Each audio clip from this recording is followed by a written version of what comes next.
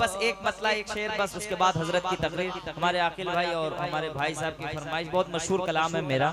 जो न माने नबी को उसकी हस्ती मिटा दो, जो न माने नबी को उसकी हस्ती मिटा दो।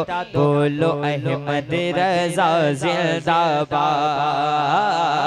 बोलो अहमद रजा जिंदाबाद।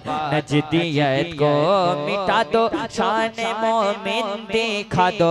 बोलो अख्तर रजा जिंदाबाद। इश्क मोहब्बत, इश्क मोहब्बत।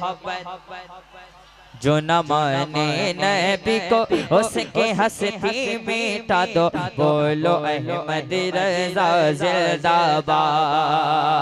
हो लेके पैगाम हक का मुईन आ गया, हिंद में उसकी बरकत से दीन आ गया। हर तरफ कुफ्र का था अंधेरा, लाए दामन में ख्वाजा सवेरा।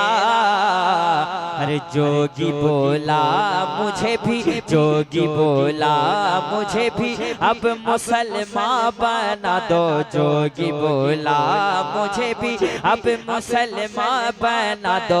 बोलो ख्वाजा पिया जिंदाबाद, बोलो ख्वाजा पिया जिंदाबाद, बोलो ख्वाजा